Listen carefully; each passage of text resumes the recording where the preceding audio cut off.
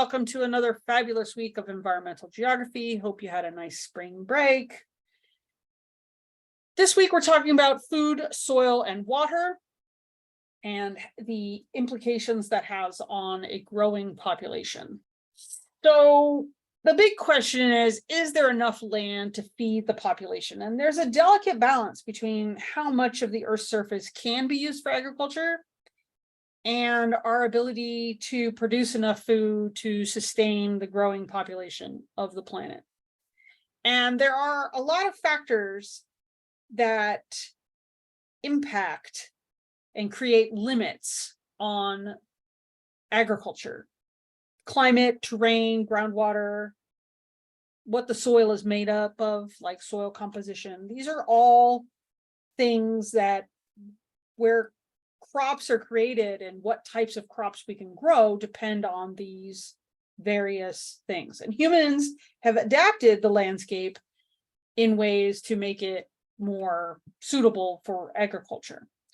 And of course, new technology and scientific knowledge have really helped to increase the amount of cultivated land significantly. But variation in resources like rainfall and temperature zones are still the most significant factors in determining what land is suitable for what types of crops and what types of agriculture.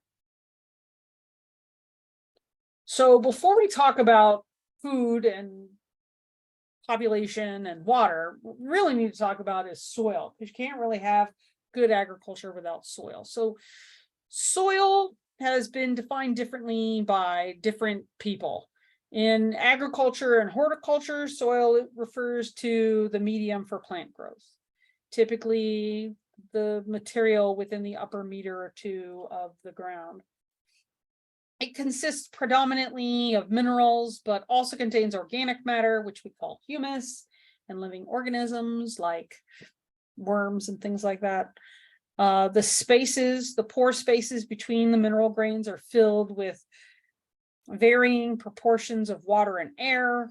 In common usage, the term soil is sometimes restricted to only the dark topsoil that we plant seeds in or vegetables. But a more broad definition, civil engineers use the term soil for any unconsolidated, which means it's soft when it's wet, material that is not considered bedrock. Under this definition, soil can be hundreds of feet thick. Soil plays a role in nearly all biogeochemical processes on Earth. Global cycling of key elements such as carbon, nitrogen, sulfur, and phosphorus all pass through the soil. In the water cycle, soil helps to mediate the flow of precipitation from the surface into the groundwater. Microorganisms living in soil can also be important components of biogeochemical cycles through the action of decomposition and other processes such as nitrogen fixation, which is part of the nitrogen process, the cycle. The fundamental factors that affect soil creation can be categorized into these 5 soil forming factors, which I have called crop time. So climate, relief, organics, parent material, and time. We'll say that the relief, climate, or organisms dictate the local soil environment and act together to cause weathering and mixing of the soil, parent material over time. As soil is formed, it often has distinct layers, which are formally described as horizons. As you see in this picture here. Upper horizons, labeled A and O, are richer in organic materials and so are important to plant growth, while deeper layers such as B and C retain more of the original features of the bedrock below, called R. Climate is the most significant factor controlling the type and rate of soil formation. The role of climate in soil development includes aspects of temperature and precipitation. Soil in very cold areas with permafrost conditions tend to be shallow and weakly developed due to the short growing season. Organic rich surface soils are common in low-lying areas due to limited decomposition. In warm tropical soils, tend to be thicker with extensive leaching and mineral alteration. In these climates, organic matter decomposition and chemical weathering occur at a very accelerated rate. Soil in warm and wet climates are more developed than soils in cool and dry climates. How developed the soil is can be determined by looking at the profile. Soils that are more developed have more horizons and deeper horizons than soils that are less developed. Wet conditions favor leaching or moving deeper with water of clay and other minerals so that the E and B horizons developed. Warm conditions promote the chemical and biological reaction that developed parent materials into soil.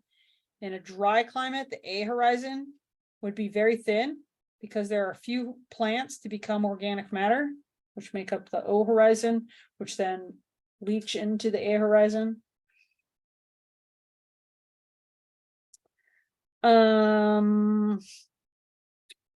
In tropical environments, the soil can become so leached that there's very little nutrients available from soil minerals.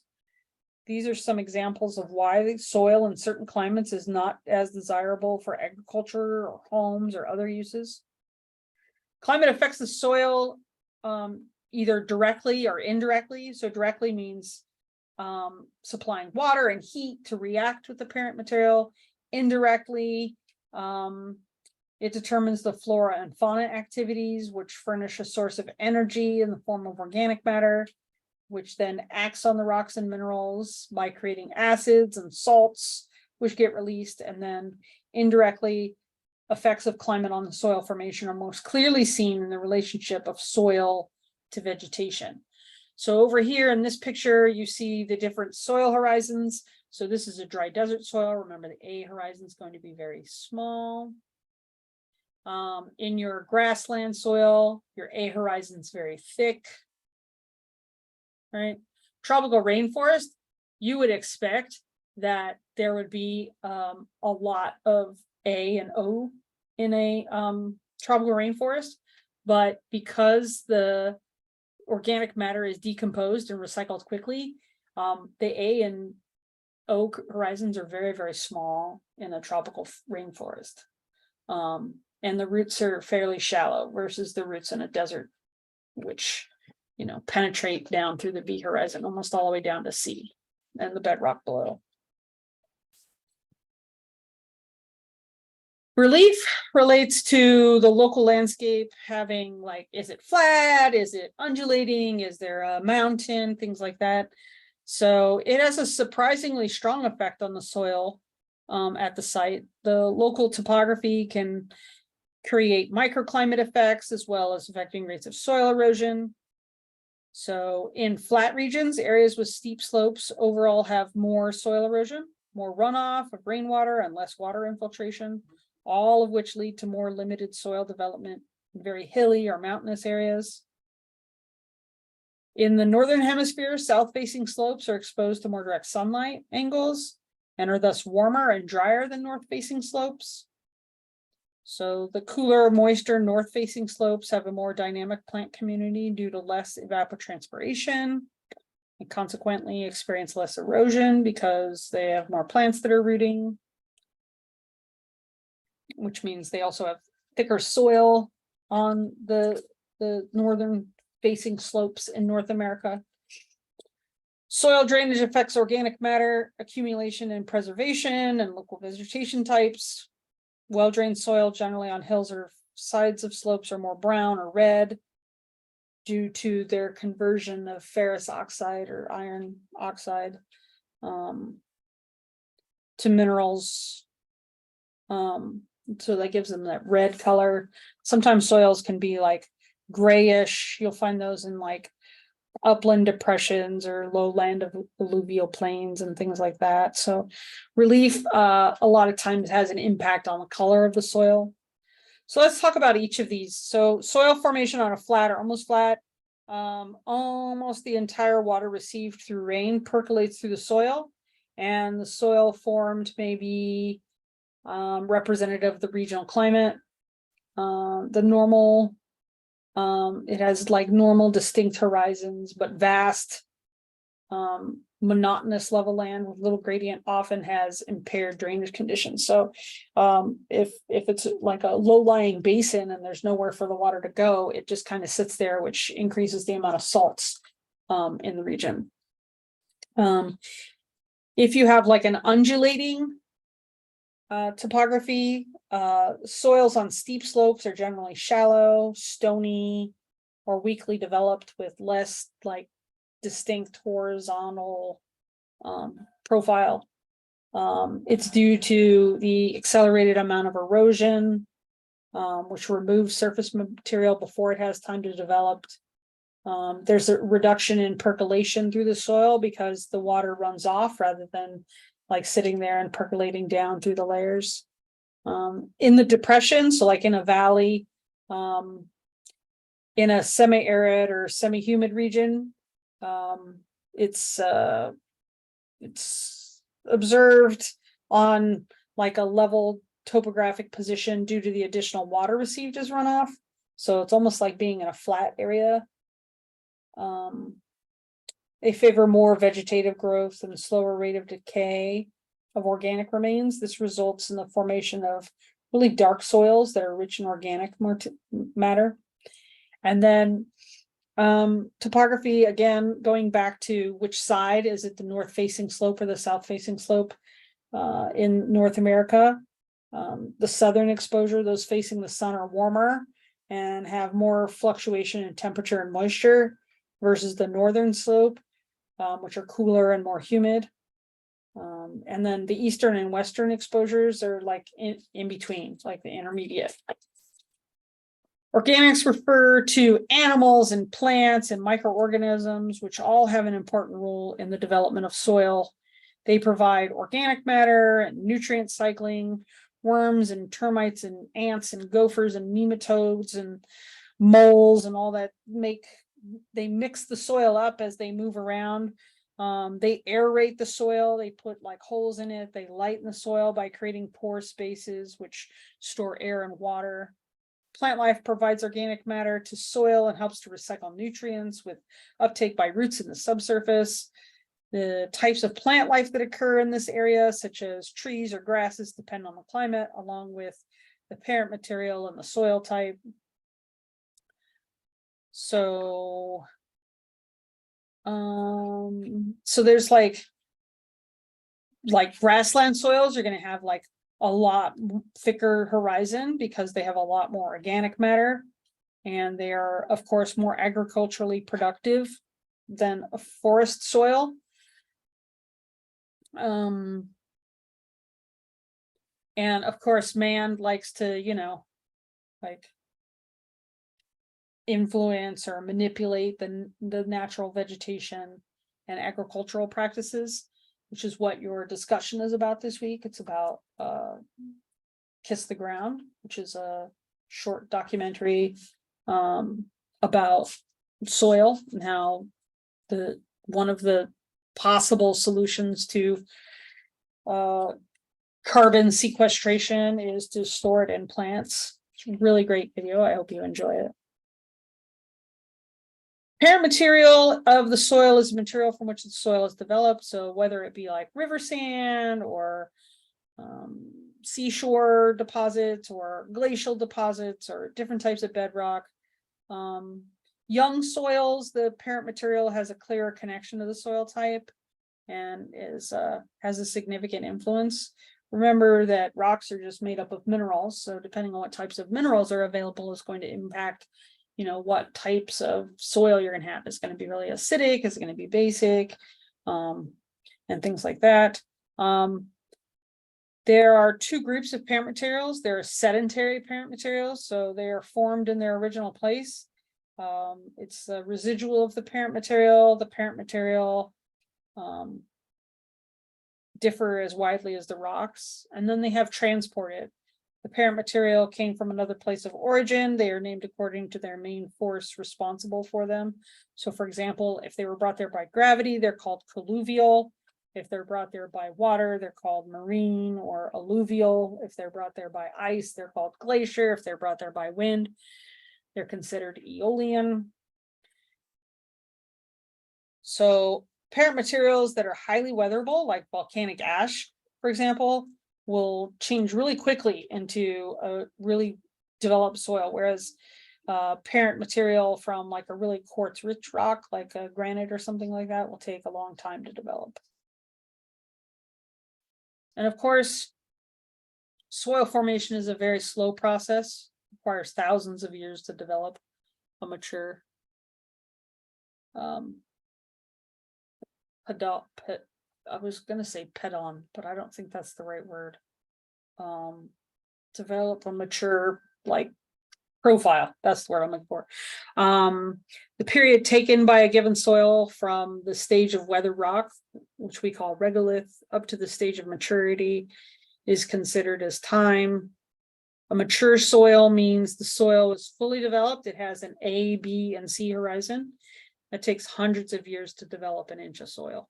And the time that nature devotes to the formation of soil is termed pedologic time.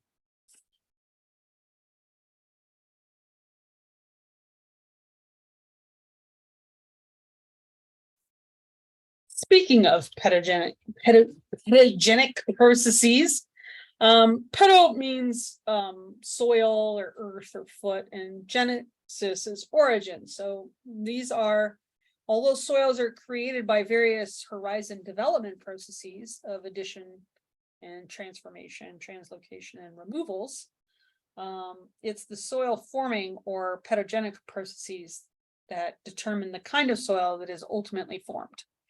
And so the mnemonic device I have for that is not showing up. It's clips grass. Where is it? There it is, clips grass. There you go. Because again, we went from crop time for the formation, soil forming factors, and now we're going to talk about the pedogenic processes. So the first one is calcification. So another word for this would be like limation. It's the general process by which calcium carbonate, CaCO3, accumulates in soils. It accumulates in subsurface horizons in like semi-humid to arid, so that includes semi-arid regions.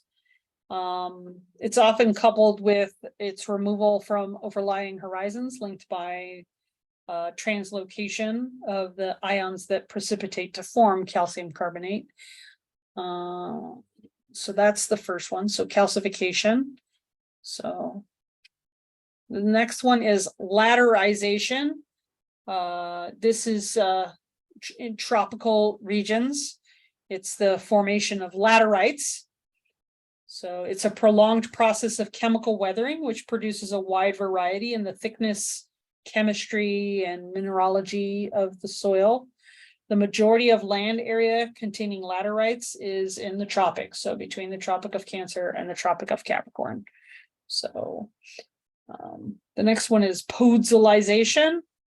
Podzol in Russian means under ash, which refers to that light colored quartz rich layer that you can see here in the picture.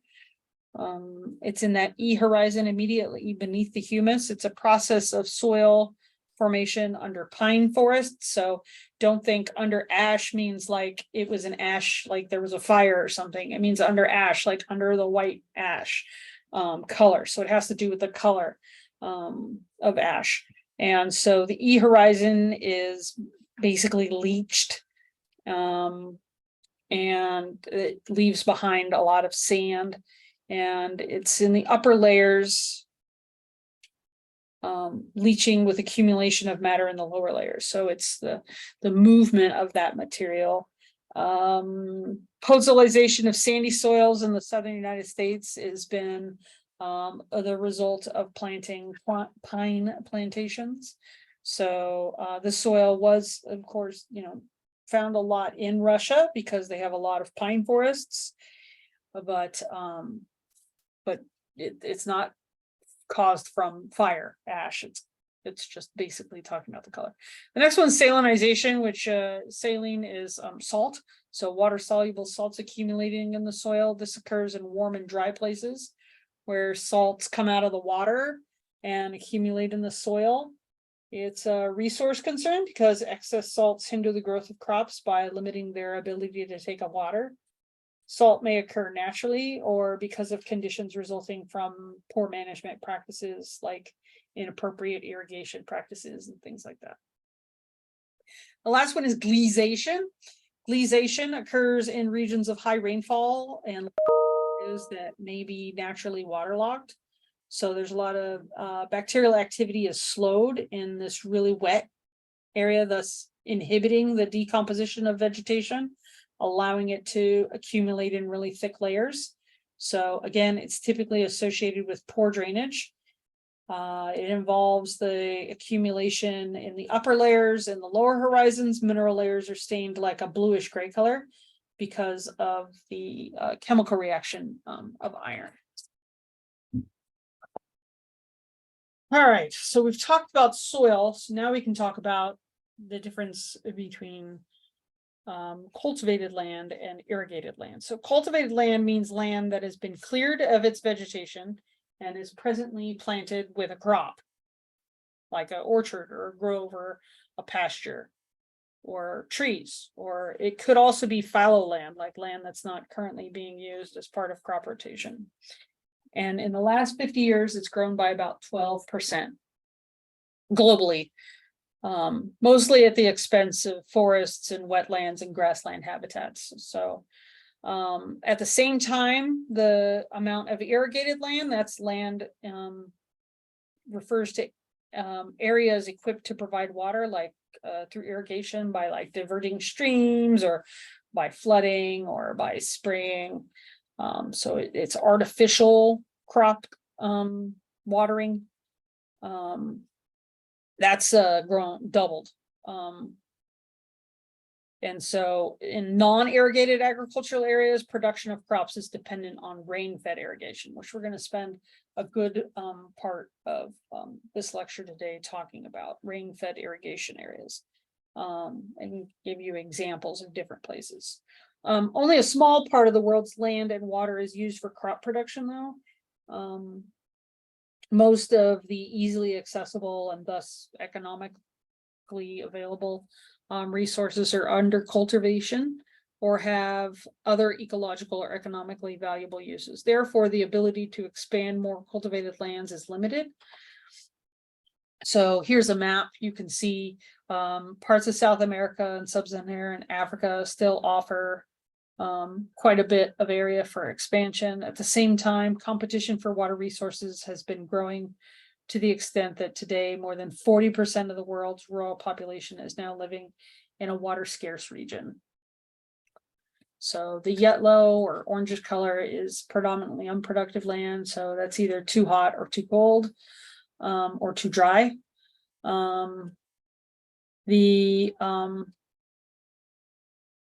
The brown is like forest. The blue is, suitable for forest crops or permanent pastures, like for cows and grazing and stuff like that.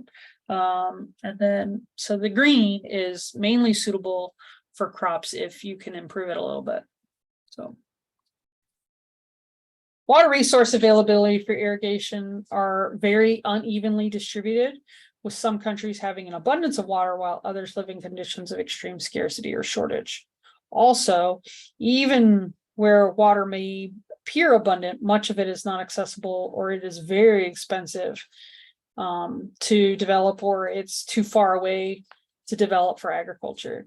Water scarcity has 3 dimensions: physical, that's when the available supply does not satisfy the demand; infrastructural, when the infrastructure in place does not allow for satisfaction of water demand by all the users; and institutional, and that's when institutions or governments fail to ensure reliable, secure, or equitable supply of water to users. This map here is an interactive map of cropland in the world, put out by the USGS. There's a link in the slideshow that you can, it's pretty cool. So all of this green is all cropland in the world. So in some regions, particularly the Middle East, North Africa, Central Asia, they're already using water resources more than what's available. The resultant stress on the ecosystems are increasingly apparent. It's now estimated that more than 40% of the world's rural population live in river basins that are physically water scarce. So they live in a place where there's a river, but there's not like water enough for everybody. At the same time, in more developed countries, urban and industrial demand has been growing faster than agricultural demand. Whereas in less developed countries, agricultural use remains dominant. In Europe, 55% of water is used by industry. Water stresses occur locally across the globe, but some entire regions are highly stressed, particularly, again, the Middle East, the Indian subcontinent, sub-Saharan Africa, China, and the Americas experience low levels of water stress. The quality of water is also impacted when water runs off and returns to the environment. In general, increasing population and economic growth combined with little or water, like no water treatment, have led to more negative impacts on water quality. Agriculture is the largest water user, is a significant contributor. Key pollutants include nutrients and pesticides derived from crops and livestock management. Rain-fed agriculture depends on rainfall for crop production with no permanent source of irrigation. Rain-fed irrigation produces about 60% of the global crop output. Tongue twister there. In a wide variety of production systems. The most productive systems are concentrated in temperate zones of Europe, followed by North America, and the rain-fed systems of the tropics and humid tropics. Rain-fed cropping in highland areas and dry tropics tend to be relatively low yielding and often are associated with subsistence farming, which is just growing enough for you to exist and maybe have a little bit left to share, but you're not growing it like large-scale productivity. Evidence from farms worldwide shows that less than 30% of rainfall is used by plants in the process of cultivation. The rest evaporates into the atmosphere, percolates into the ground, or contributes to river runoff. So the Government Accountability Office, the GAO, did a report on the nationwide water scarcity in 2019. In the US, irrigation accounts for more than 40% of freshwater use. Several areas in the nation are heavily irrigated and considered water stressed. Farmers can select irrigation technologies and water conservation practices to better manage freshwater and increasingly limited natural resource, which seems kind of crazy because we're now going on our third week of rain, and I think it's raining again next week. So, but I'm sure if you've lived here a long time, you know that this is an anomalous situation. Nationwide, irrigation consumes 20 to 30 trillion gallons of water in 2015.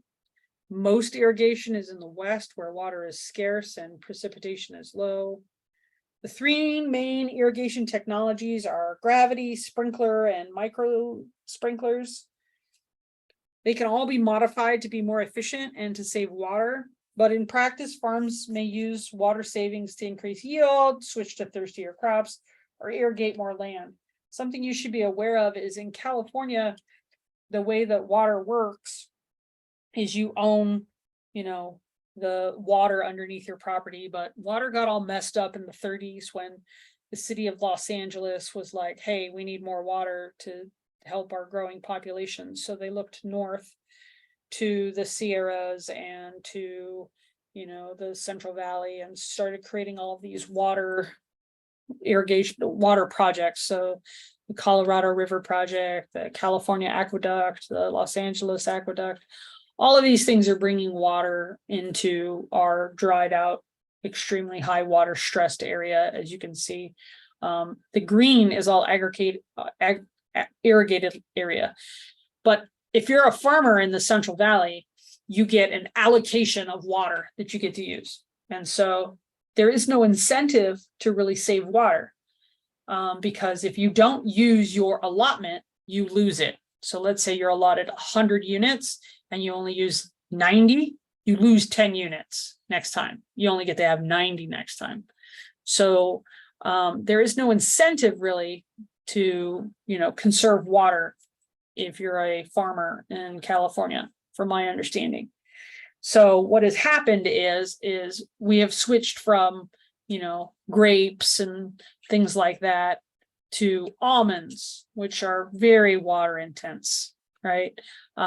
Because, you want to have a productive farm. So you don't want your, you can't put more water on a plant than it needs, but at the same time, you choose like more, like I said, thirstier crops.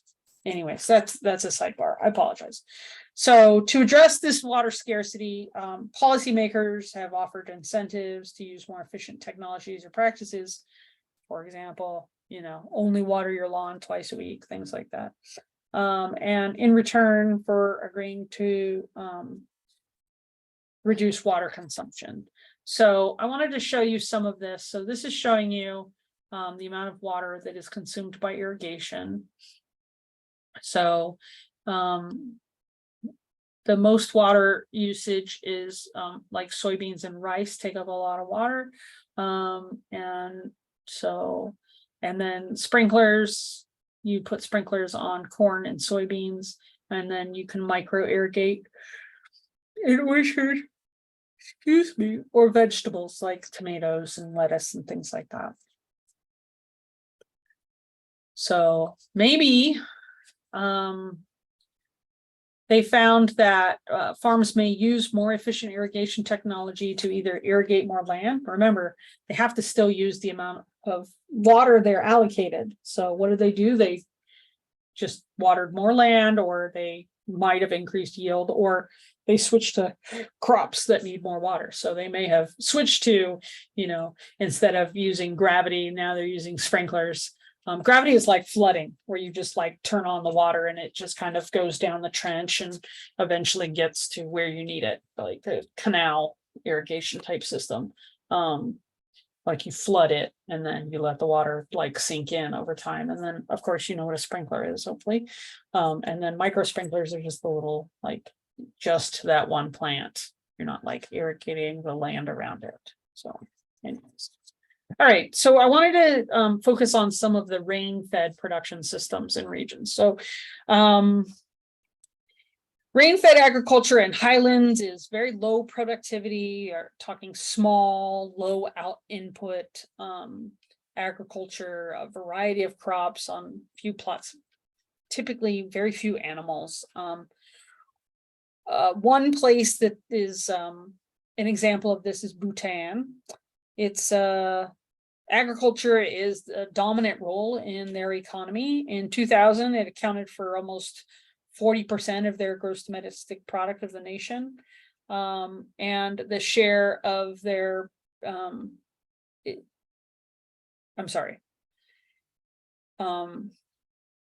the share of agriculture sector in the GDP declined from 55% to 33% in 2003. But despite this, it remains the primary source of livelihood for the majority of the population. Now, interesting thing about Bhutan is they are not concerned with their gross domestic product. They renamed it gross domestic happiness. So they're only focused on, are we happy? So instead of letting the outside pressures kind of say, hey, you guys are, stumbling and you're, a poor country, blah, blah, blah. They decided, you know what, we get along. So it's almost like the whole country has decided they're just going to be sustainable. They're just going to worry about the people of Bhutan and forget the rest of the world. So it's kind of cool. Agriculture in Bhutan is characterized by labor-intensive nature with relatively low intense or farm inputs. Most of the peasants in the country are small and marginal. So all right, another type is what you'd find in India. So this would be like a dry tropic. So we've gone from the highland region to India, which is a dry tropical region. So you're going to come up with drought-resistant cereals such as maize or millet. You might have goats or sheep Cattle, maybe in other places like in Africa and India, they're mostly like goats and sheep. Cows are more widespread in like southern parts of Africa and Latin America. Half of all the Indians still derive their livelihood directly from agriculture. Water availability varies greatly with the climate. In all but a small part of the country, the supply of water for agriculture is highly seasonal and depends on the very fickle southwest monsoons, which is like a seasonal rain.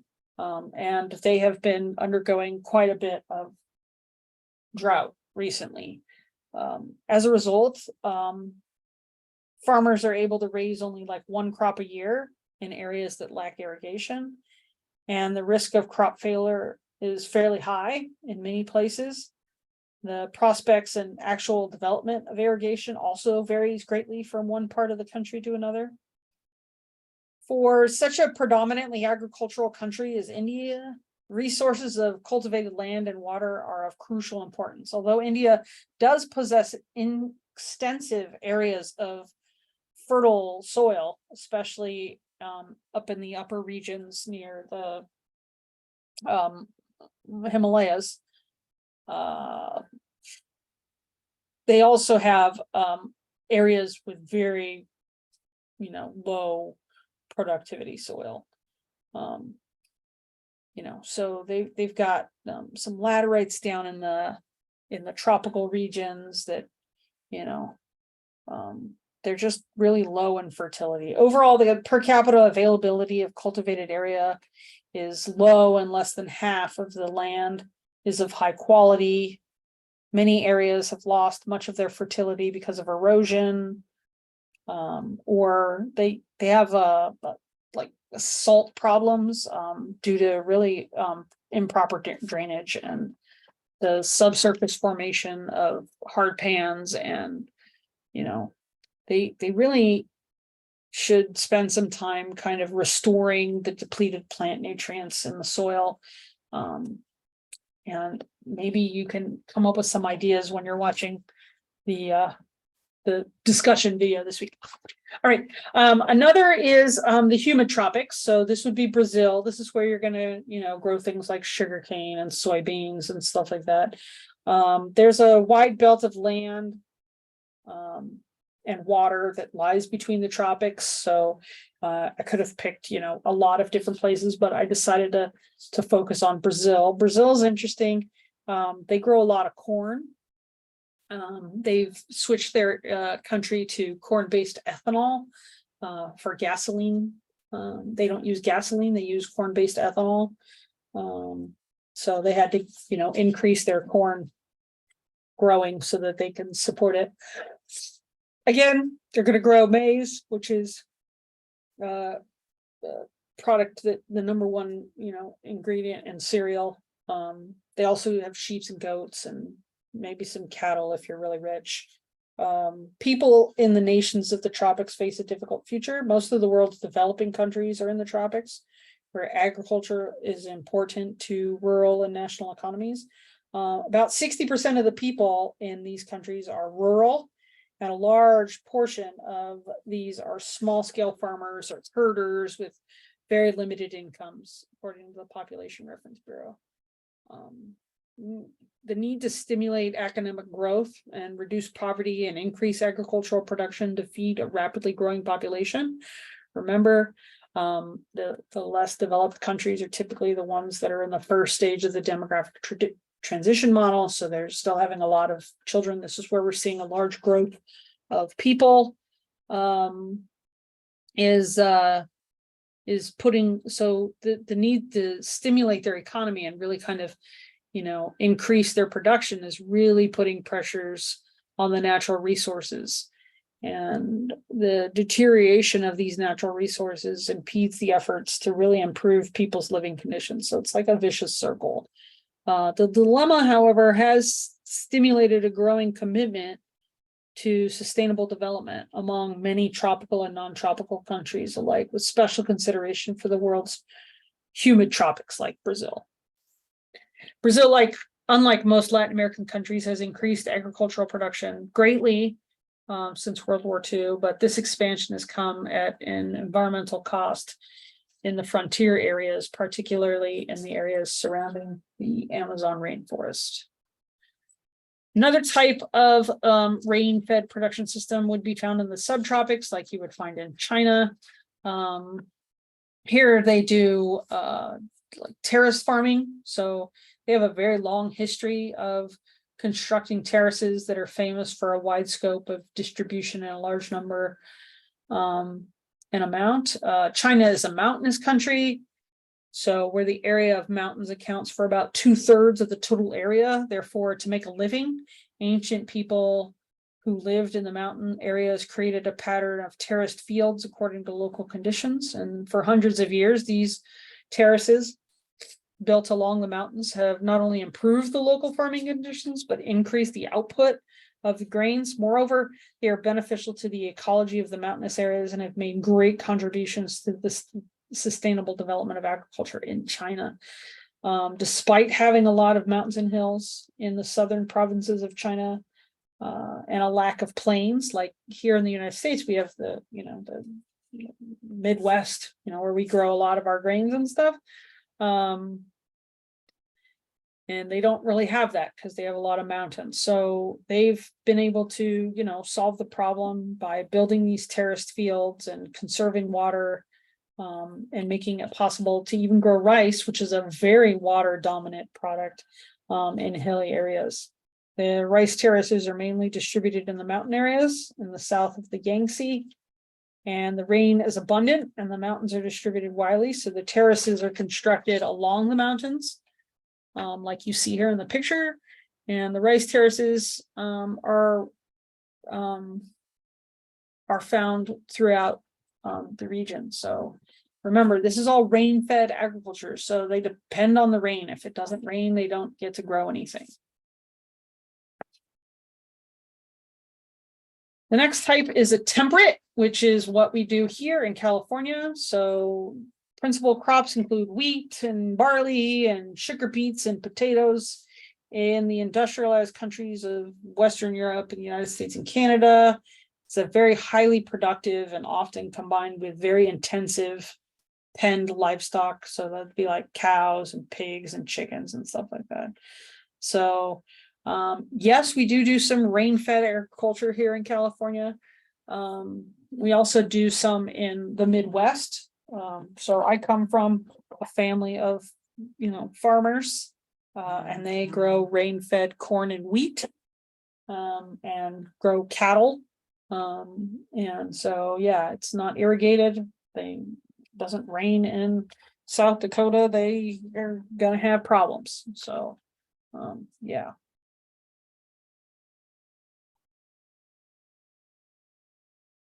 So the USGS again released that interactive map of croplands in the world. Here's a map of the croplands of the world.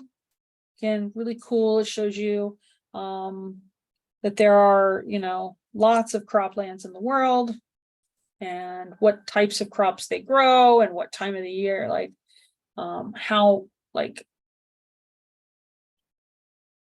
when it's irrigated. So irrigated areas are blue and rain-fed areas are yellow. So like I said, my family's up here in South Dakota, so they're going to be in the yellow area. So irrigated areas, you can see that they irrigate here, they're rain-fed here in China. And so, all right, here are some important terms that you should be familiar with, that you're, if you don't read through them, you should be familiar. So staple crops are a main source of dietary energy in the human diet, include things such as rice and wheat and sweet potatoes, cassava. This is a link to a travel food hub, which I thought was kind of cool, where they show you the 20 different staple foods from around the world. So in China, it's the Szechuan peppercorn. It's used in, like Szechuan beef and Kung Pao chicken and stuff like that. So it's kind of cool. So each like area has a different, key ingredient that they, come from the highest populated countries in the world. It's kind of cool. Next one is food security. So food security is essentially built on 4 pillars: access, availability, stability, utilization. Food security means having at all times, both physical and economic access to sufficient food to meet the dietary needs for a productive and healthy life. A family is food secure when its members do not live in hunger or fear of hunger. So again, the 4 main dimensions of food security are physical availability of food. It addresses the supply side of food. Here you can see a map of the world and then of the United States that shows you how many people are living in are living without security. I was gonna improve living food insecure, I guess would be how you could say it. I don't know. So yeah, the next one is like an economic. Oh, sorry. So we talked about physical availability, then there's economic. So adequate supply of food does not in itself guarantee, like if you have enough money, it doesn't guarantee that you are food secure. Insufficient food access have resulted in policies about incomes. So this is where, you talk about like food deserts. So even if you have money, it doesn't mean that you are, secure in your food, because you don't have access to the nutrients that you need in order to survive. Utilization is commonly understood as the way the body makes the most of various nutrients in the food. Sufficient energy and nutrient intake by individuals are a result of good care and feeding practices, food preparation, diversity in your diet, and stuff like that. And you combine that with good biological utilization of food consumed. This determines the nutritional status of individuals. So if we all just sat around and ate Big Macs, sure, we would be eating food, but would we really, be healthy is kind of what that is talking about.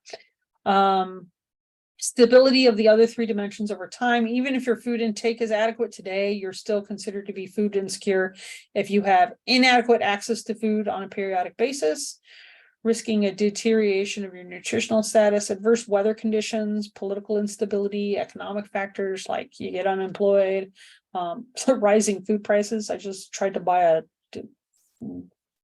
thing of eggs and I was like, what? $7? That's ridiculous. I'm gonna go buy myself a chicken. So any of those things can also impact your food security. Another thing is called hidden hunger. So also known as micronutrient deficiency. It affects about 2 billion individuals, or about 1 in 3 people globally. Its effect can be absolutely devastating, leading to poor health or mental problems, low productivity, even death. Its effects on children's health and survival are like, especially within like the first 1,000 days of a child's life, until their age of 2.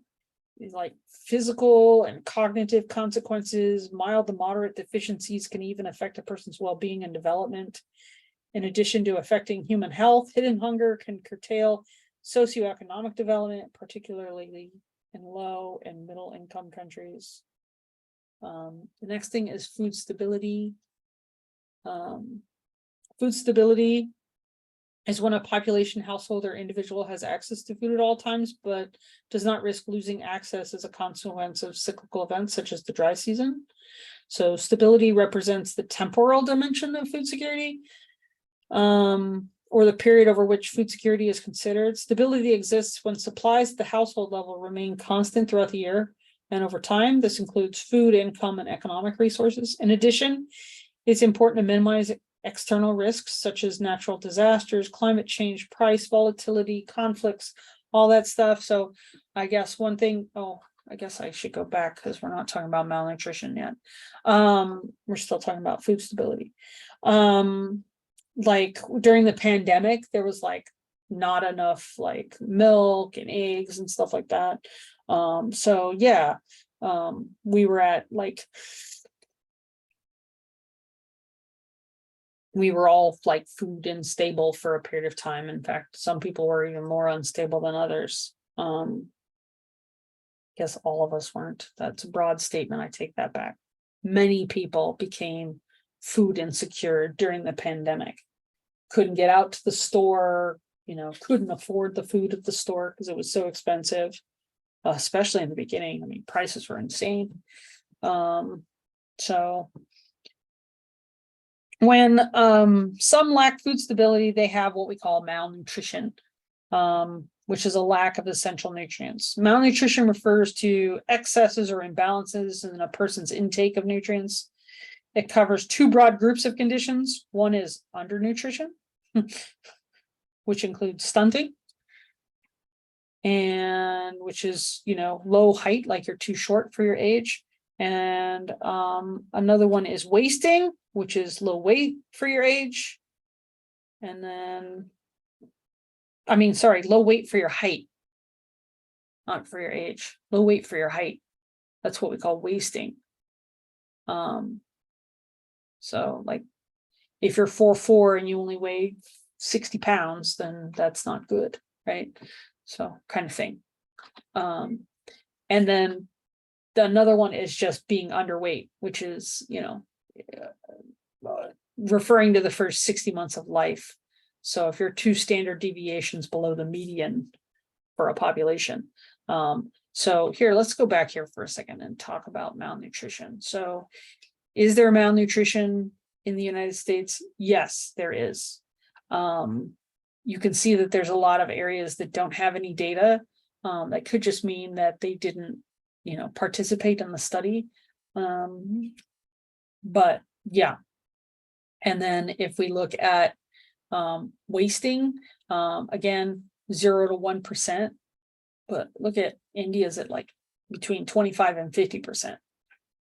So, and then if we look at children who are underweight, again, 0 to 1% for us. And again, I'm not seeing any of this dark red. Sorry, I don't see any. I don't think it's this color. This looks like 20 to 50%. So I don't know. All right. So, and then of course, then the other side of it's actually considered malnutrition, is being overweight or obese and diet related non-communicable diseases. Oh, sorry. So here's oh, here we go. Obesity. We're in like the 30 to 40% of our population. And there are no 50s or 60s. So, and then, so this is interesting. So,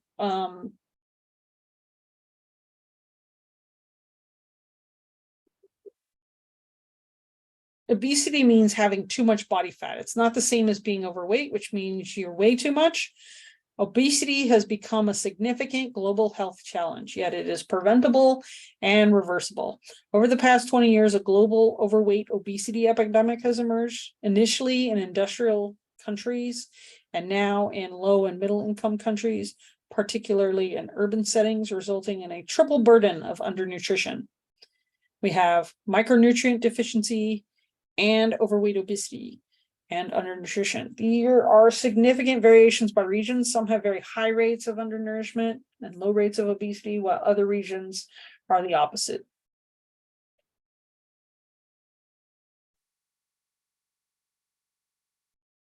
However, obesity has increased to the extent that the number of overweight people now exceeds the number of underweight people worldwide.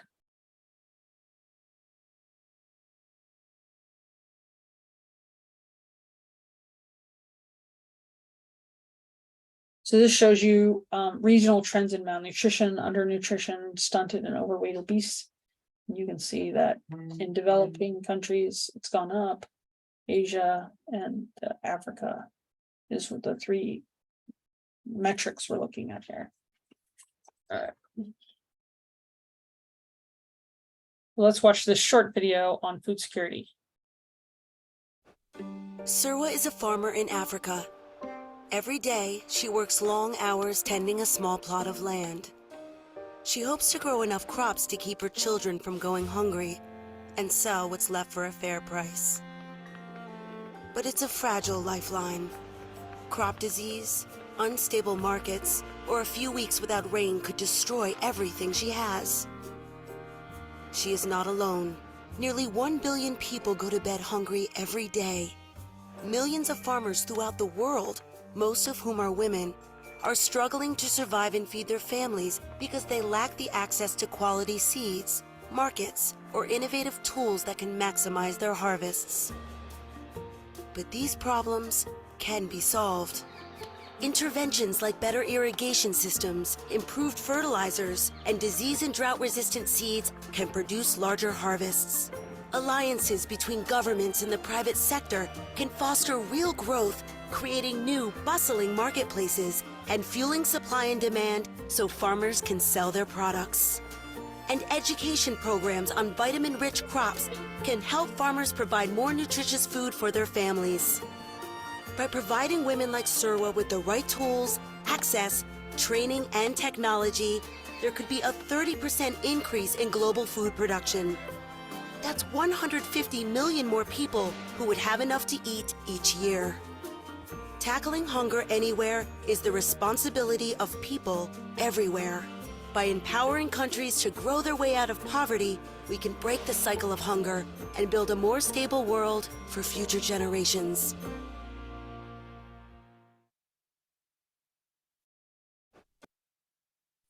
So it's important to note during Women's History Month and just in general that women produce 60 to 80% of food in most developing countries.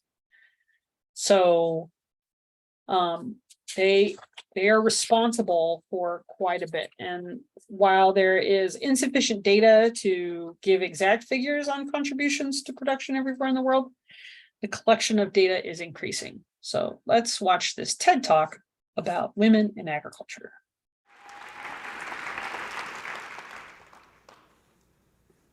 When I say farmer, what do you see?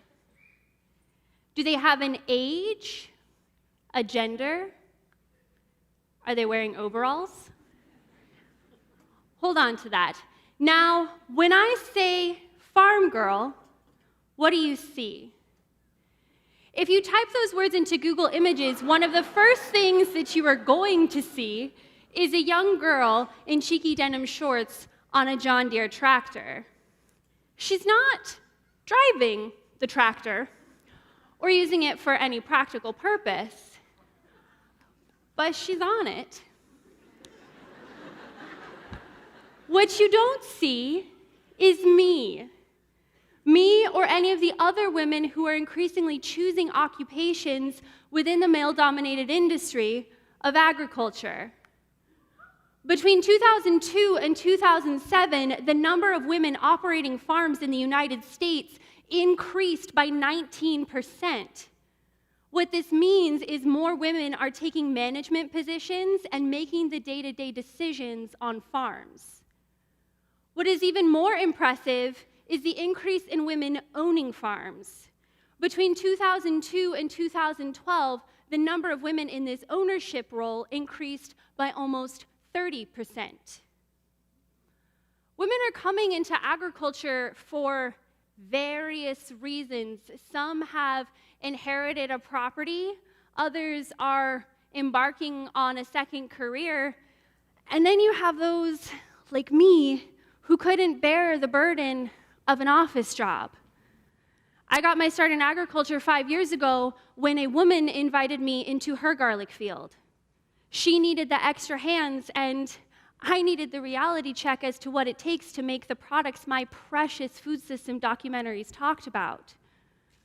Out in a field, my back was aching within an hour. When I think about my first day on the farm, all I remember is pain. I remember the burn of the sun as it seared into my skin, the burn of the developing rash where my exposed thighs scraped up against the straw, and the unwavering protest of my unseasoned shoulders as I ripped head after beautiful head of bright red garlic out of the ground. It was one of the most honest things I had ever done. Being so intimately connected to something as necessary as food, the key ingredient to human survival, was magic. Early that fall, I took a job packing mixed produce boxes for another local farm. It was there that I learned my place as a woman in agriculture, which, if I'm being honest, is not unlike the roles we fill in other industries. The dynamics were such that in a crew of roughly 18, I was one of 3 women in the packing shed. The rest were Caucasian males of mixed ages and backgrounds. I am not even going to get into the fact that, for the most part, people of color had different job responsibilities than I did. I'm just here to tell you my experience as a white woman on this job. Working there, I received comments on my breast size almost every day, sometimes multiple times a day, as if they were relevant to the job, as if these were my value. I would have crates of apples taken from my hands for no reason. Hey, let me get that. As if I was not capable, as if my breasts got in the way, as if there wasn't other work to do. If I need your help, I will ask for it.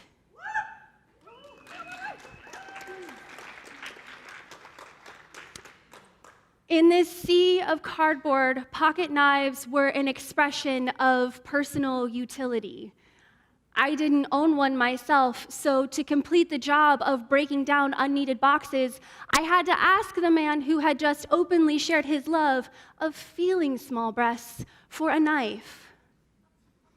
It reminded both of us that he was armed and I wasn't. Don't get me wrong, I worked with some gentlemen too. Real good men that never made me question my position on the team. And I also worked with gentlemen who would simply reach over and cut down boxes on my behalf. Thanks. Fed up, I used that first paycheck to purchase my own small knife. Somehow I thought, now they will take me seriously. But even then, with a knife in my hand, I was cute. This story is an example of a broader attitude that women face in this industry. Women in the field where I work now have shared countless stories like this with me when we are out weeding alone. But what about people outside of my immediate community? I was curious about the experiences of other women in agriculture. So I created and nationally distributed a survey that asked women various questions about their situations. Did being a woman ever bring them any advantages in the field? What about disadvantages? Was there ever a time that they thought about being a woman while on the job? I found their answers to be so striking, so real. I want to share a few of their quotes with you now. When I go for feed or supplement and I have to use my car because all the trucks are busy and I tell them to load her up and they just giggle. When I was 18, a vet refused to treat a cow who was down with coliform mastitis because there wasn't a man around to assist. The cow died with her head lying in my lap. She was one of our top milkers. I think an advantage has been people will know who you are because just being a woman makes you stick out like a sore thumb most of the time. Word gets around fast when there's a girl driving that semi or a girl in that tractor. Even my father still says I'm not really a farmer.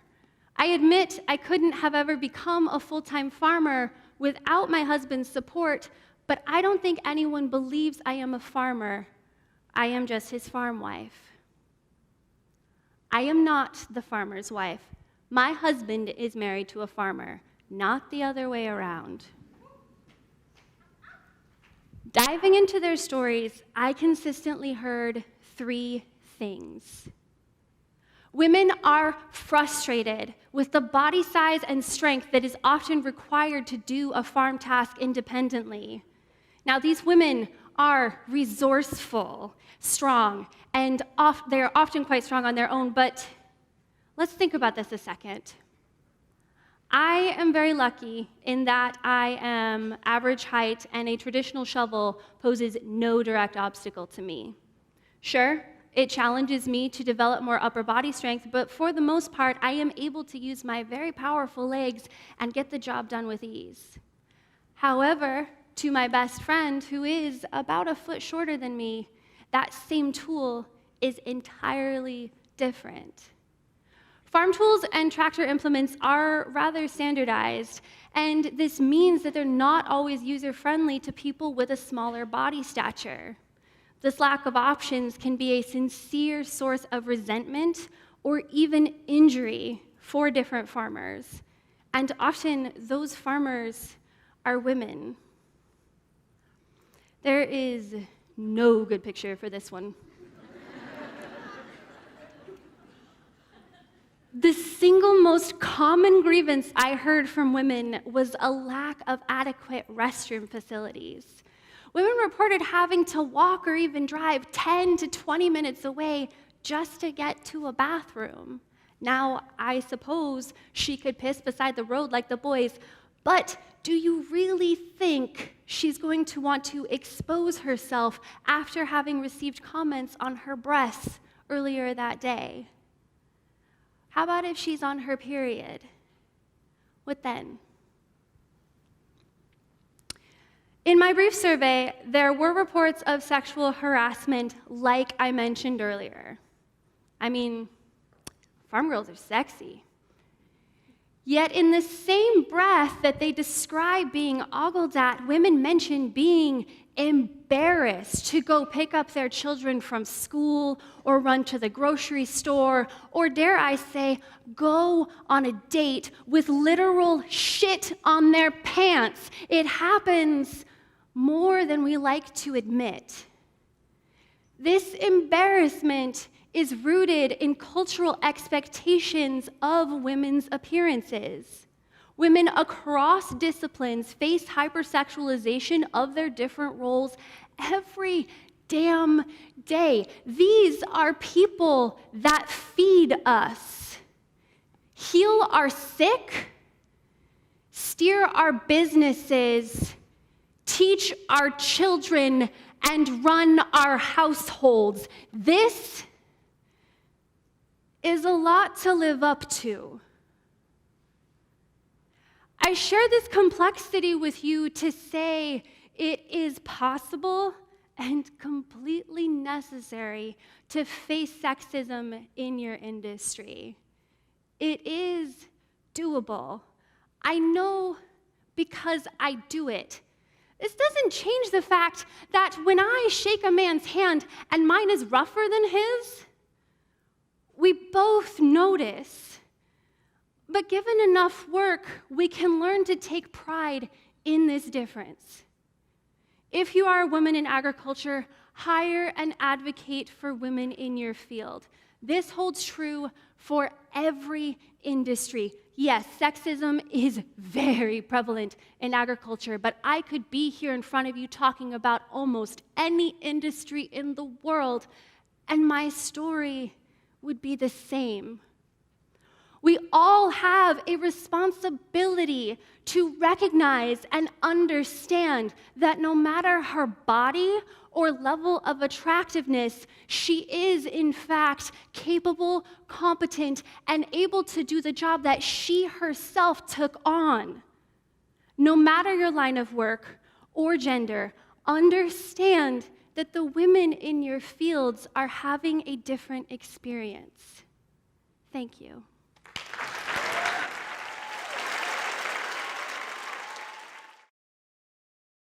All right, so with 71% of its surface covered by this stuff, Earth is sometimes called water world.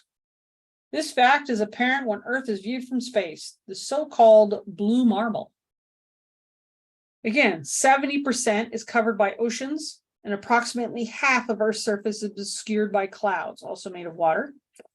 There's a very large volume of water on our planet, about 1.4 billion cubic kilometers, or 330 million cubic miles, or about 53 billion gallons per person on Earth. And that's a lot. That's billion with a B. All of the Earth's water could cover the United States to a depth of 90 miles. From a human perspective, the problem is that over 97% of it is salt water, which is too salty to drink or to use for irrigation. The most commonly used water sources are rivers and lakes, which contain less than 0.01% of the world's water. Evaporation and precipitation combine to replenish our freshwater supply constantly. However, water availability is complicated by its uneven distribution of the Earth. Arid climate and densely populated areas have combined in many parts of the world to create water shortages, which are projected to worsen in the coming years due to population growth and climate change. Water is the only naturally occurring substance on the Earth that comes in three forms: solid, liquid, and gas, distributed in different places called reservoirs. The ocean is by far the largest reservoir, containing 97% of all water. But this water, again, is too salty for most human purposes. Ice caps and glaciers are the largest freshwater reservoirs, but this water is mainly located in, well, Antarctica and Greenland. Shallow groundwater is the largest reservoir of freshwater available. Rivers and lakes are the most frequently used water resources, but the world's water reserves are negligible. If all the water in the world shrunk to the size of a gallon, the total amount of fresh water would be about a third of a cup. And the amount of ready-to-use fresh water would be about 2 tablespoons. The water cycle shows the movement of water through different reservoirs, which we talked about before. An important part of the water cycle is how water varies in salinity, which is the abundance of dissolved ions in water. Salt water in the ocean is highly saline, about 35,000 milligrams of dissolved ions per liter. Evaporation, which is where water changes from a liquid to a gas, is a distillation process that leaves nearly pure water with almost no dissolved ions. As the water vaporizes, it leaves the dissolved ions in the original liquid phase. Eventually, condensation, when the water changes from a gas to a liquid, forms clouds, and then sometimes precipitation in the form of rain and snow.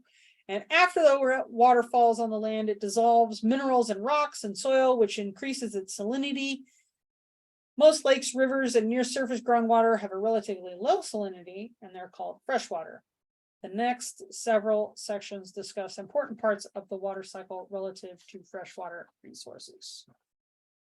So let's talk about domestic water use.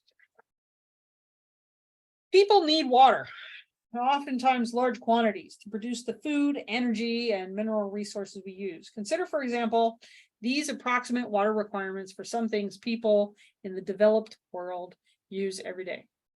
1 tomato takes 3 gallons of water. 1 kilowatt of electricity from a thermoelectric power plant, 21 gallons. A loaf of bread, 150 gallons. A pound of beef, 1,600 gallons. A ton of steel, 63,000 gallons. Human beings require only about 1 gallon per day to survive, but a typical person in the US household uses approximately 100 gallons per day, which includes cooking, washing your dishes, cleaning your clothes, flushing your toilet, taking a shower or a bath. Trends in water withdrawals by water use category are shown here. All right, so, sorry. So trends for each water use category are shown here for the world. So you can see that agricultural has gone up, domestic has gone up. So extraction is how much we take out, and consumption is how much we actually use. And the gray band represents the difference between the amount of water extracted and that what's actually consumed. Water may be extracted, used, recycled, returned to rivers or aquifers, or reused several times over. Consumption is the final use of water, after which it can no longer be reused. That extraction have increased as much or at a faster rate is an indication of how much more intensively we are now exploiting water. Only a fraction of water extracted is lost through evaporation. So these are the different years, and you can see it's gone up quite a bit, but most of it in domestic use. It's like, flushing your toilet and stuff like that. Okay. Now there are problems when we, supply water. One of them is, we talk about resource depletion. So groundwater depletion in terms often define a long-term water level decline caused by, over pumping, which is a really big issue in the Central Valley. Many areas of the United States are experiencing groundwater depletion. So they drilled they put the drill down, they got the water, they've been sucking the water out of the straw, theoretically, and now they've got this cone of depression and the straw isn't deep enough anymore. So groundwater is pumped from water wells. There's usually a localized drop in the water table around the well called a cone of depression. And when there are a large number of wells that have been pumping water for a long period of time, the whole water table can drop. So water table refers to how big the aquifer should be, so how far you should have to dig in order to get to the water. And then you put a well in there and you get this little cone of depression. You can imagine if I had another well here, there's going to be another cone here and another here. So the whole water table, which means then the stream can go down, is the idea behind that. Another water resource problem associated with groundwater mining is saltwater intrusion, where overpumping of freshwater aquifers near the ocean or coastline causes saltwater to enter freshwater zones. The drop of water table around a cone of depression in an unconfined water can change the direction of the groundwater flow. So they have this problem down in Long Beach. So, you pump the water up and the ocean kind of comes underneath and mixes with the aquifer, thereby making the water salty, which is no good.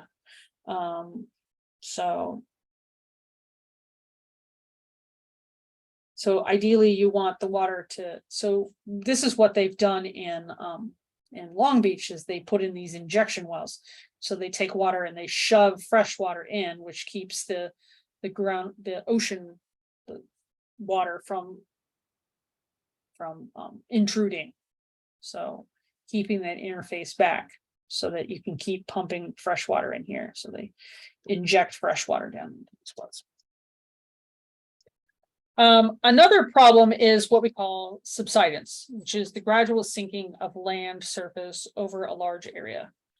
The floor of California's Great San Joaquin Valley, which is filled with deep layers of clay and sand and gravel, left by ancient lakes and streams, hold a lot of fresh water called aquifers. The largest layers are called Corcoran clay, and it separates the valley's shallow aquifer from its deep aquifer. So shallow aquifer, easy to get to. Deep aquifer, way down here, takes a long time to drill, stuff like that. Okay, so extensive pumping of the ground has caused widespread land subsidence, as you see in this little picture here. The newest area of concern is in an area known as El Nido, where the US satellite-based radar measured subsidence of nearly a foot per year. Here are two photos of, oh, sorry, I meant to squeeze down. So here's El Nido. So if you're familiar with the Central Valley, that's where it is. So here's a couple of pictures that show photos of the San Joaquin Valley subsidence in this area. The one on the left shows the approximate location of the maximum subsidence in the United States, identified by Joseph Poland, this dude standing here. At this site in Mendota, California, signs on the pole show approximate altitude of the land surface in 1925 and 1955 and 1977. The second one shows a change in 25 years from 1988 to 2013. So in 1988, the land was here. Like, had this person been standing here, they would have been standing way up here. And so basically what's happening is this land is just like sinking down. So let's go back to this picture. You pump the water out, the sand and clay and stuff compact, and so the land just sinks down. So, all right. The water crisis refers to a global situation where people in many areas lack access to sufficient water, clean water, and or both. Water shortages are also called water stress. Water stress is greatest in areas with low precipitation, like a desert, or in areas with large population density, like in India, or you can combine the two and, things like that. So key facts about that are 4 billion people, almost 2/3 of the world's population, experience severe water scarcity at least 1 month each year. Over 2 billion people live in countries where water supply is inadequate. Half of the world's population could be living in areas facing water scarcity by as early as 2025. Some 700 million people could be displaced by intense water scarcity by 2030. And by 2040, roughly 1 in 4 children worldwide will be living in areas of extremely high water stress. 700 million people, 11% of the world's population, lived in water stress. Most of them live in the Middle East and Northern Africa. By 2025, the report projects that far more than 3 billion, about 40% of the world's population, will live in a water-stressed area, with large increases among mainly China, India, the United States. It'll also impact food productivity, our ability to feed our ever-growing population. So what can we do? Here are some sustainable water solutions. Current and future water crisis described above requires multiple approaches to extending our freshwater supply and moving towards a more sustainable reservoirs, which form behind dams, can collect water during wet times and store it for use during dry spells. They can also be used for water supply. Other benefits of dams are, well, we talked about it last time, hydroelectricity, flood control, recreation. Aqueducts can move water from where it is plentiful to where it is needed. So the aqueduct system is what brings water from the Colorado River to our area here in Southern California so that we can have drinking water. Aqueducts can be controversial for sure and politically difficult, especially if the water transfer over large distances. It was definitely a big deal back in the 20s and 30s when they did this. One drawback of water diversion is that it can cause drought in areas where the water is drawn. For example, the Owens Lake and Mono Lake in Central California, they disappeared after river flow was diverted to the city of Los Angeles. One method that can actually increase the amount of fresh water on Earth is desalinization, which involves removing dissolved salts and seawater from saline groundwater. There are several ways, including boiling, filtration, and the more commonly used one, electrodialysis, which is what the commercial desalinization plants do. Conservation, of course, find ways to use less or use it more efficiently. Rainwater harvesting, catching and storing your rainwater to reuse before it reaches the ground. One of the things I just read in the Los Angeles Times about all these storms we've been having is that a lot of the water, they didn't plan perfectly, but they're doing better. And so they created a number of diversions for rainwater to go into settling grounds to hopefully recharge the groundwater. in our region, which would be kind of nice because it used to be that water just running off into the ocean. And yes, water is still running off into the ocean, but we've created some of these, groundwater recharge basins and things like that. And then, of course, another important technique is creating efficient irrigation. So because irrigation accounts for a large water demand than public water supply. All right, so the amount of water that crop uses includes the water that is transpired by the plant and the water that is stored in the tissues of the plant from a process of photosynthesis. So you should know that the total amount of water, the water stored in the plant is a very small amount of the water that's used by the plant. Most of the water is in the subsoil, like in the soil itself or in the ground. And so there's a lot of talk about evapotranspiration rates, which are impacted, of course, by temperature and humidity and the wind and solar radiation, all that stuff. But the important thing to note is that desert plants are adapted to transpire at slower rates than plants that are adapted for humid environments. Some desert plants keep their plants tucked in during the day to reduce transpiration during the heat of the day. And, so plants have adapted to these, factors, based on their age or the health of the plant. Some plants are more needy than others, right? On the other side of things is how much water is, needed or used by various crops. So one would expect water use of a single crop to vary in similar patterns to evaporation rates. For example, if the evaporation rate is very high in Arizona because it's hot and dry, you expect it to be higher for a given crop in that climate. So the function that we use is the evapotranspiration is measured by the average depth of water that the crop uses, which is a function of the plant and the weather conditions and all that stuff. In cool, wet places, the plants will require less water, but in hot, dry places, same plant will require more water. So the chart above shows a range of typical water use for crops in California. The graph shows how much water is needed to be applied as irrigation to grow different crops. Notice how some crops like alfalfa and almonds, pistachios, rice, and pasture grass are requiring 4 feet or more of water application. Other crops like grapes or grains only require about 1 or 2 feet of water. If we move the plants into a cooler and more humid climate, the rate of evaporation would be less and the crop water demand would decline as well. So in hot, dry places, we need to apply more water to the plant to keep it healthy and grow because it's more transpiration. Yes. If we move the plant to a cooler or more humid location, the rate of evaporation would be less. So the water demand would decline, which totally makes sense, right?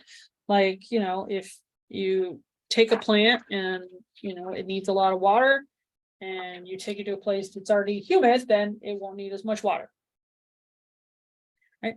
So how can we grow crops when there is insufficient precipitation? In regions where precipitation is insufficient to grow crops, farmers turn to other sources of water to irrigate. Irrigation is the artificial application of water to the soil to assist in growing of agricultural crops. So here you see a chart that shows you in Colorado how much total water withdrawal is used for irrigation. And you can see it's quite a lot. So water use for irrigation comprises about 80 to 90% of our water use in the United States in 2005, and with about 3/4 of it going to irrigated acreage being in the westernmost contiguous United States. For example, in Colorado, irrigation comprises 89% of total water withdrawal in 2010.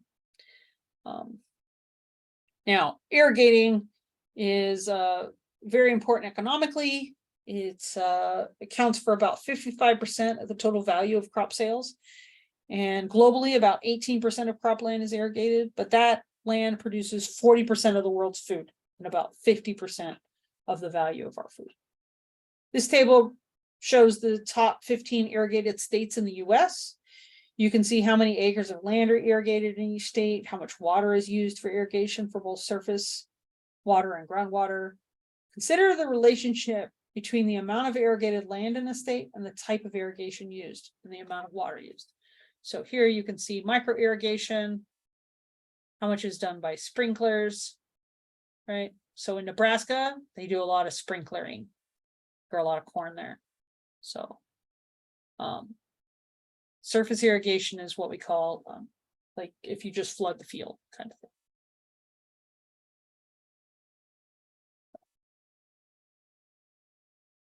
So now let's talk about this. Water is essential to growing food. Every bite of food that you consume requires water to grow, process, and transport. Water necessary to grow, process, and transport food is often referred to as virtual water or embedded water. Virtual water is the entire amount of water required to produce all of the products we use, including our mobile phones, our cotton t-shirts, but global assessment of virtual water reveals that the majority of water that we consume is in the food we eat. If we totaled up all of the virtual water embedded in everything we eat and use, we can estimate our total water footprint.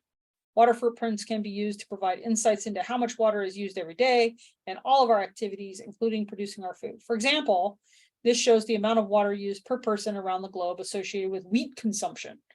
So when you eat food imported from another region, you are eating the water of that region.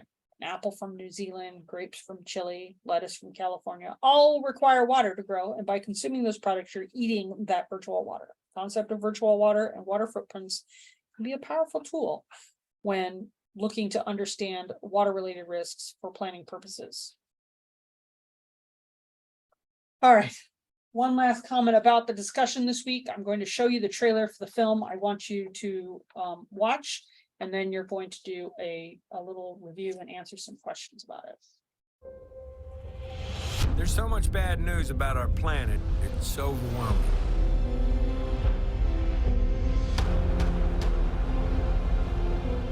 The truth is, I've given up. This is the story of a simple solution. A way to heal our planet.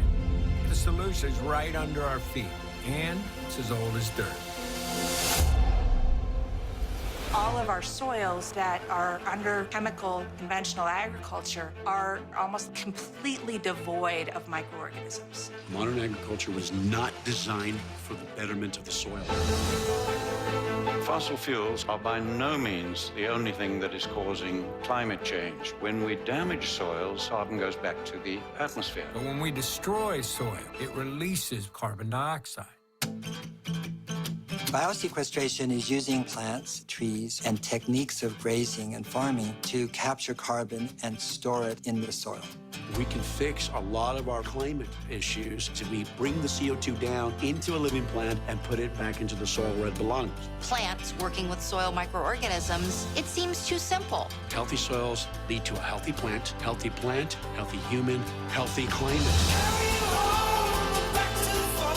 There could be a way to eat food that heals the planet. The problem isn't the animal. The problem is where the animals are at.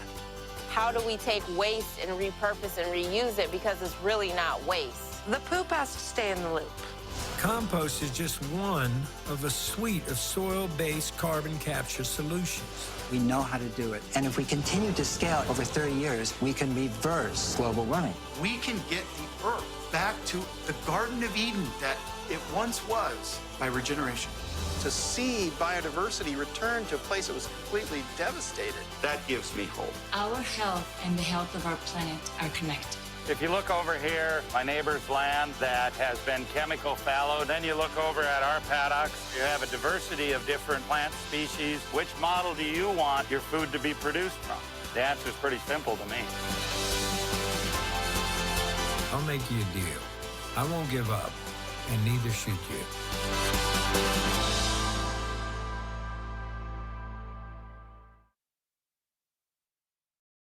So again, your discussion this week, you're going to watch this movie and then discuss it with your colleagues. It requires you to log in. You can watch the full documentary, I think on Netflix, but I got the school's version. which is free for you. You just have to type in the little password, which is part of the discussion for this week. All right, if you have any questions, you know where to find me, online, or in my office. So have a great week, guys.